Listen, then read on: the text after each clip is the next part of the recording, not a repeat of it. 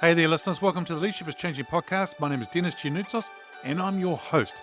I had a great interview with a guy called Chris Taylor. Chris is a published author, coach, and speaker. He is based in Christchurch, New Zealand, and he's originally from the UK. Now, Chris and I had a great discussion, in particular about his new book that's come out called Avoiding Propeller Blades. Fascinating title and a really fascinating book. The other thing we talked about is about authenticity rocks and how it's very important in leadership today. But you know what? I think he shares so much about his book and his thoughts on leadership. So let's get into the interview. Welcome to Leadership is Changing. Each week, we and our guests provide information and insights through exploring leading change. This is taking your leadership to another level by finding the balance between executive excellence and personal well-being through stories that inspire real change. It's time to adapt in our fast-moving world when leadership is changing with your host, Denis Giannoutsas. Hey there, listeners. Welcome to another wonderful episode of the Leadership is Changing podcast. Great to have you here with me.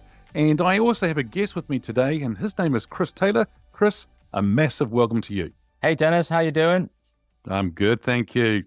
Hey, whereabouts in the world are you today? Christchurch, New Zealand. So we're both in New Zealand. Great to be talking to someone in New Zealand, this side of the world, which is all good. Now, Chris, I've given the audience a little bit of an introduction to you. Tell us a little bit more about Chris and what you do, but also a little bit more about your book. Thanks, Denis. Yeah, Chris Taylor, 53 years old, born and raised in Britain in the northeast of England. Emigrated in 2003 to come over here. Trained initially as an engineer. I did chemical engineering and environmental engineering and had a 20-year career until I got to my early 40s and my feet just got itchier and itchier. And I couldn't resist itching those feet and diving into another world. And at the time, I wasn't 100% sure what that world would be, but it ended up being in the space of coaching and personal development. And as you alluded to, Denis, I've just written my first book, which is quite scary, but quite exciting as well at the same time. Well, congratulations. Now, what's the title of the book? The book's called Avoiding Propeller Blades. So tell us more. With a tagline of self-leadership strategies to empower and transform your life. So initially, it was going to be a memoir. About 18 months ago, I thought, I've got 4 children. I'm just going to write a little curious memoir with some curly stories about the old man for my 4 daughters. And then I thought maybe I could make it a little bit something more than a memoir. And I connected with Patrick Snow, who I know you know, and a few of the, global speakers have worked with Patrick out there in Hawaii. And we worked together on morphing this errant sort of wistful memoir into being a memoir with a message. So 40 short stories between 1,500 and 2,000 words, each with an aha moment and some insights and Q&A for the reader. So yeah, people ask me, how did you motivate yourself? To be fair, at the time I was really motivated. So I finished the content in about 11 weeks.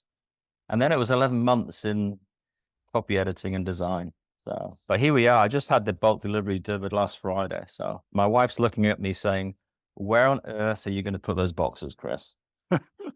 So I've written a book. I've got a garage full of books, boxes now of books as well, which is good. Hey, listeners, Patrick Snow has been a guest on this podcast. He's on episode 102. Bring Value as a Leader is the title of that episode. So check that out. That's episode 102. Great guy. And so, Chris, congratulations. It's awesome to have the book and have it in place. And now the fun part starts, which is signing them and giving that to people. So our listeners won't be able to see it because this is audio. But Chris is showing a beautiful sort of cover of the book as well. And very good. So check it out. Avoiding Propeller Blades is really good. Hey, Chris, so anything else about your background? I love keeping fit, Denis. I think I'm fitter now than I've ever been. I'm 53, 54 in June. Love sport, much to my wife's chagrin. I love connecting. I love conversations. I love psychology. I love authentic people who are unafraid to be themselves. Nice. And I'm loving life. I'm very fortunate. I'm very lucky. And I'm grateful for my luck and good fortune in life. So, yeah. A couple of things you just said there. So one's around your fitness and the other one's around authentic leaders. Or authentic people. How important is it today for leaders to be authentic? I believe it's more important than ever because the risks and the stakes to the world are more important than ever. I think to be a real person and to have an audience or a following who know you are real, who can talk to you like you are real, like you respond like you're real, Mm. you have the virtues of humanity. For me personally, it's number one value. Like I distilled my values a couple of years ago. Authenticity and growth were the top two. So, and let's face it, we can all sniff out a fake from 1,000 meters, can't we? The energy, the discord, the plastic nature of the language and the persona. Humans are wired to be able to sniff that out. So for me, leadership and authenticity is pivotal today. The plastic nature, yeah, I like the way you put that for sure. And people who do have what I call the BS radar, right? They can pick it out big time. And so leaders are trying to be something they're not sometimes. And come on, just be a little bit smarter about that. Now, going to the fitness side of things that you talked about, being a young guy at 53, it's really good. Tell me something. What are you doing to stay fit? Well, I'm focusing on what I can do. I like my trainer says, do what you can as often as you can. Yep. So I work out in the gym twice a week. I have a PT twice a week. And generally those 45 minutes are quite unpleasant. And they wouldn't be as unpleasant if I told myself a story that I'd do this by myself. So I use the PT for structure and accountability. I know I need that. I go for one run a week and I walk the dog a lot. I've got this Garmin watch and I looked last year, I think I averaged about 9,000 steps a day, but that's primarily walking the dog. So I truly believe in activity, in movement. And if you can connect with friends in the same time as having some movement, that's awesome. I'm doing a mountain bike in 3 weeks in the West Coast here in the South Island. So, that'll be testy, but there'll be camaraderie and banter and, good food and drink there as well. So, And that's the whole package, right? It's not just in the gym and it's hard sweat and you sort of wanted to swear at the trainer because it's not always easy. And I like what the trainer's saying to you, though. It's a fact that do what you can when you can. People have this perspective of, oh, I've got to be in the gym every single day. I've got to be there 1 or 2 hours. No, I think that you can do whatever you can do. And I think what you're saying about the 9,000 steps a day, that's way better than people sitting at their desk all day because they're only doing 1,500 steps. yeah, I'm very grateful in my life. I've got the space and time to do that, in sense of not being a full-time employee, for example. But I guess just jumping ahead to the Q&A, if I may, you've asked me, to be a successful leader today. In my opinion, it's health. It's focusing on that health side of things. Yeah. Obviously, intellectually, cognitively, but also mind, in any sense of mind, body, spirit, unless we are focusing on being moderate in our decision making, being moderate in what we put in our mouths, and being disciplined with focusing on movement. For me, that's incredibly important. Yeah, cool. All right, I'm going to take you through the question. So I've got it here with you, so it's all good. So the very first question I got with you is what the first one was, whereabouts. So you tell us more about your background. The second one is, how did you get into leadership? Yeah, well, I thought about this a lot. I wrote some notes about my thinking here, and I put down life is self-leadership. So we can, have manifestations of leadership in business, at work, at the sports club, even within your family unit, or maybe in a religious setting. But life is self-leadership. And I guess for me, it's that pathway, that growth cycle into where's that leadership opportunity been expressed itself in my life. I'm 53, 54 this year. I was a sports captain at school at cricket. So I played a lot of cricket. Hopefully the listeners won't fall asleep when I say that word, but I played cricket for about 30 years. So I was captain of the cricket team. I've got various examples, I guess, of leadership expression. I ran a couple of small engineering teams in my engineering career in the UK and in New Zealand. So like anything and everything, it's a growth phase. It's a sense of connection with how you can influence a team and how you can grow yourself to be an effective leader.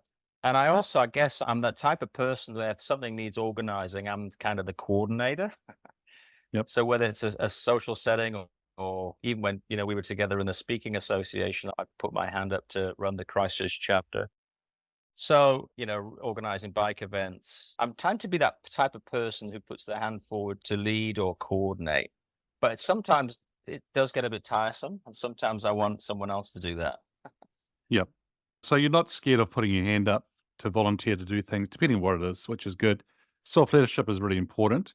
And yeah, and you're right. I mean, it's not just in business, but it's also in the community. There's sporting, there's all sorts of things that we are the leader. And sometimes we are leading, and sometimes, as you said, I would like to just sit back to be the servant as well, right? And serve some other leaders too. So not everyone puts their hand up though, do they, Chris? So it's not always easy. Yeah, I have found myself putting my hand up, and in certain environments, I grab my right hand with my left and I put it down, you know. You, Put your hand in you your know, pocket. and I'd like to think I'm learning and growing and, being a follower and being a team player as well as being that leader. Yep. Yeah, and being transparent about that. Cool. Mm. Now, what I'm about to ask you is you may have been following several leaders, but I think that there are some leaders sometimes share with us real famous people and others people that we wouldn't even know, but to them it's really important as a leader. Who's your favorite leader and why? I really found that question tough, and no one immediately jumped out at me. I've got about 5 names here on my sketch pad.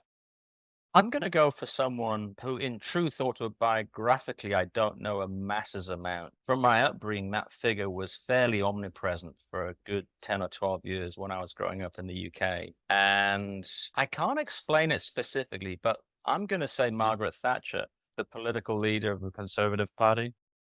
And I think why I say Margaret Thatcher is that she came into politics as a woman at a time of extreme challenge and change. And she extolled the virtues of leadership that the country of Great Britain required at that time. And she was stoic, she was disciplined and dogmatic.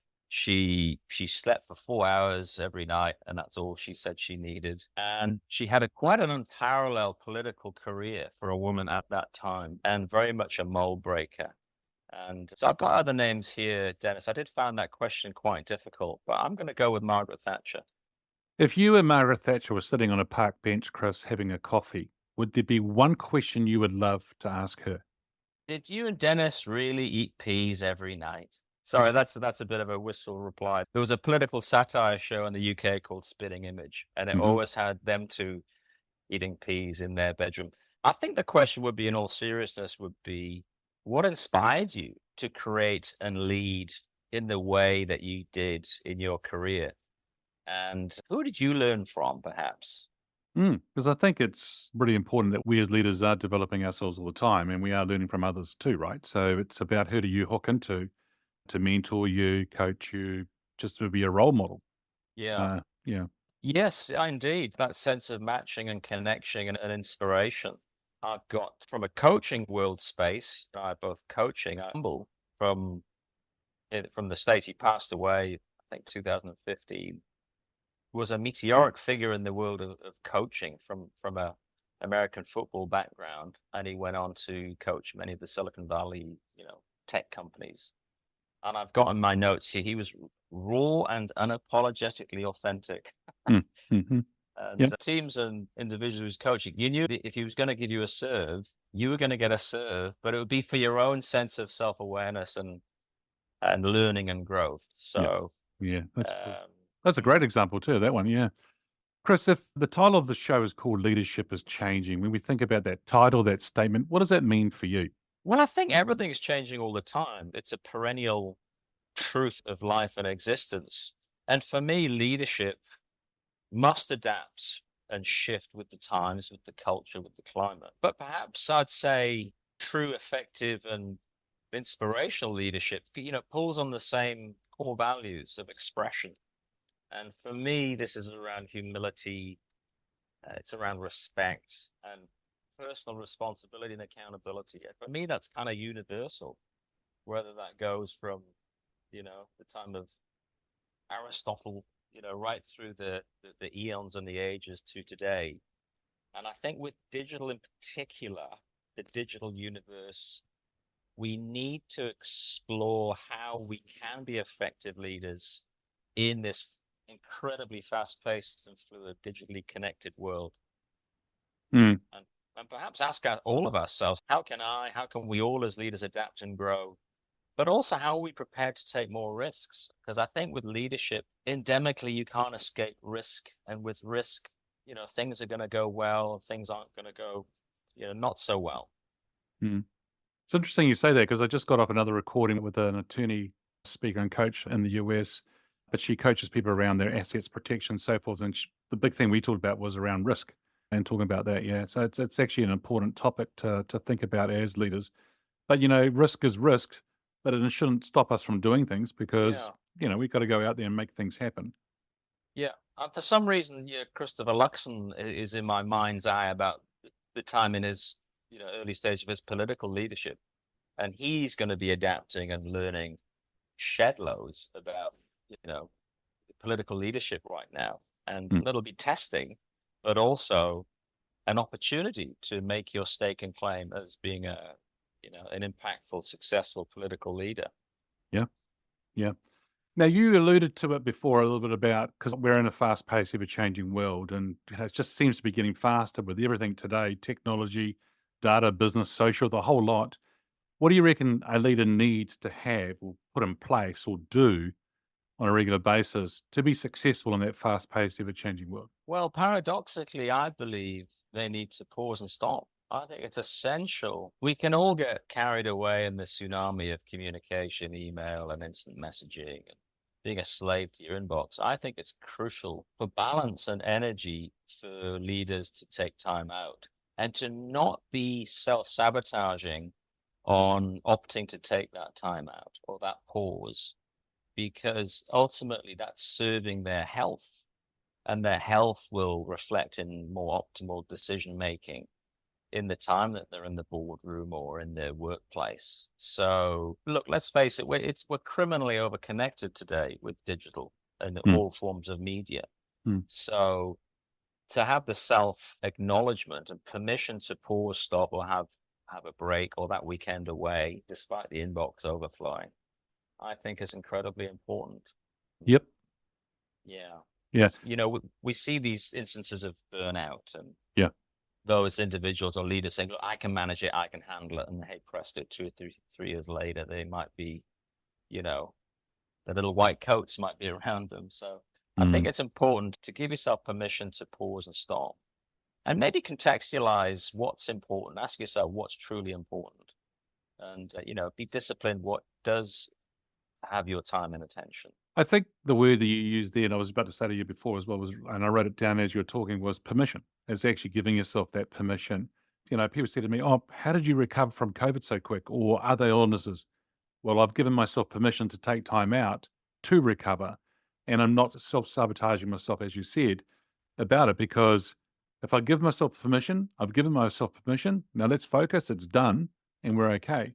Where people who don't then are thinking about, worrying about, feeling guilty about all these kind of things. And come on, it's just a little bit, give yourself that permission. I like it. I like the way you say it. Mm. Thanks. Yeah. And the other thing too is around the balance energy and taking time out. Any thoughts on what leaders can do to get that balance? Because I know a lot of us would talk about it and sometimes it's a buzzword, but anything practically what people can do? I think it's going back to what's important in their lives. I mean, if it's their family life, for example, it's being open and honest and earnest about your actions and your time commitments. If you truly value and love your family, it's asking yourself, well, what's the evidence of my love commitment? If we're doing 60 or 70 hours a week in a job of work or in a leadership role, that's not coherent or consistent with that value set. So I think sometimes it needs an awakening. Maybe, if you happen to have a coach in and around you, it's having that awareness and awakening to be legitimate to take that time off or Yeah. book that schedule for more exercise. And hey, you might fight it initially, but in truth, your health is number one. So yeah, and then it's just a question of commitment and following through. Yeah. That's good. Really good. Now, we've been talking about leadership through the lens of a leader. Now, if we were to sort of change that and look at through the lens as an employee, how has employees' expectations of leaders changed? Yeah, I've been an employee, I think, since 2010. However, I do work with employees in my work as a coach, but I would say adaptability and flexibility. I think increasingly the onus is on the employer to provide that sense of flexibility in the workplace. And that could be around home working or, more flexible working arrangements or contracts, perhaps around, family, paternal and maternal leave. But also, I think linked to that is having more of a care focus. There's a big movement in the wellness space today, and it's rightfully in the workplace. So I think as an employee today, I would want to connect with an employer who demonstrated that adaptation, the flexibility, and the genuine care. Because I'd want to be felt like, I'm a human being in here doing this job of work, and to have that sense of connection that the employer cares about me as an individual, and I'm not commoditized. Part of the reasons for leaving my engineering career was I felt, I was a little turbine in a box doing my timesheet by 2 p.m. every Friday. And I remember getting a little red line email from the CFO if I hadn't done my timesheet. And I thought, wow, I haven't even met this guy. So yeah, I think, and also the millennial, their needs are different to ours, or I say ours, of our generation, Dennis. So I think we've got to be, as leaders, we've got to be adaptable to what the genuine, emotional growth, behavioral needs of, say, the millennials, and adapt in and around that. Very good. And a lot of leaders, sometimes some leaders struggle with it, struggle with the millennials or the different generations within their organization, don't know how to handle it. And then there's others who do it very well. And the ones who don't, you can see the people leave and they vote with their feet. They're off. They're gone. Mm. Yeah, definitely. I do think with technology and the internet, perhaps the last 20 to 30 years, that impact on, social skills and the impact on how we interrelate has been more pronounced perhaps than it's ever been. And everything's, the fast pace of, fast love, fast work, in a job, out the job, seems to be the way that the way their mindsets are wired. But we know that it's disruptive and expensive for these rapid changes. Yeah. Wow. Okay. Now, the thing here is I'd love you to get your crystal ball out now and think about the future. Where do you see leadership being in 5 years? Well, I think it's just on an ever evolving growth curve of how do we as leaders in the community or on businesses deliver on our intents and wishes. So I do think we need to go back to personal leadership and self-responsibility, and perhaps depending on where you are in the world, that seems to accrue more privilege, right, and entitlement than in other areas of the world. So I do think personally, I would love to see more stability in, high-level political leadership, particularly in the United States and in other areas of the world, to give a sense of, involvement, but security at the same time. Because with the advent of the internet, there's a lot of alarmism and extremism being propagated. And perhaps the tech giants and the social media giants can work on that to create, a lesser level of sort of social panic and anxiety, be it, young people around climate change or the threat of World War III or whatever is bouncing around. So that'll be a fascinating space to be in 5 years' time, in sense of leadership of those technologies. And yeah. Really good. Some good points there. So the fact of how it's evolving, but the involvement and also security needed by global leaders to sort of step up and help us out in that area. But personal leadership and responsibility is really key. Yeah. I mean, I've mentioned Margaret Thatcher, and if you compare someone like Thatcher to, say, what's happening in the United States in the last 10 years, perhaps since Barack Obama came out of office, you couldn't make it up. The difference in sort of discipline, austerity, and the idea of a president using Twitter for international communications, for me is completely banal. So yeah, your question of leadership in the future is firstly, as I say, political stability, and then I guess for each and every one of us in a leadership space, or to be privileged to lead, is say, well, how have I grown? What have I learned about myself? If I'm with a team, how is my language, my impact, my grace to enable them to spread their wings and grow as individuals? Language is an interesting one, isn't it? The words, the way we say things, the words we use. A leader today Do they need to be very careful in what they say? Oh, yes. Well, we know that you can be cancelled and slain in the social media barracks if you put a step wrong. So I Mm, think like that there is a need for being cautious and for being discreet and disciplined, but also we in the Western world we have to have freedom of expression for following your own sense of belief and truth. And if that's stifled by a barrier of language that you can't express yourself, I think that's a real threat to freedom and democracy. Yeah, I mean, I do see the occasional leader whereby they could perhaps do with some training or tuition in how to express and convey their message. But you've just got to be, I think there's more caution today of, even sexual references in the pronoun space and sexual identity space is quite complex. And so as a leader today, they have to have the right advice and structure and language to even not put put their foot in a pothole in a yep. keynote address or what have you. So Very interesting. Well, it'll be interesting to see where that whole political leadership landscape goes in the future. Hey, Chris, it's been really, really, really cool to have you on the show here talking about leadership. If our listeners are wanting to get hold of you, where should they go? well, my new publication is Avoiding Propeller Blades. So it would be www.avoidingpropellerblades.com. Um, Excellent. and I would say that's propeller with an E. So I think the US spelling is with an A. So That's okay. so We'll that, you know, we'll put that into the show notes so the listeners can see it and refer to it as well. So listeners, do check that out. But Chris, once again, thank you for joining me. It's been a real pleasure. thanks so much, Dennis. Excellent. Well, there you go, listeners. Just make sure you are avoiding those propeller blades, as Chris has talked about, and don't be scared to put your hand up as a leader. Margaret Thatcher is a great example of leadership and a woman who has led at extreme challenges and during change as well. So we are in an evolving kind of way where leadership is happening, and embrace that change. Hey, thanks for joining us. Until next time, bye for now. Thank you for listening to this episode of Leadership is Changing with your host, Denis Giannoutsas. Each week, we and our guests provide information and insights through exploring leading change, inspiring executives and leaders to adapt and lead a bigger game in a fast-moving world.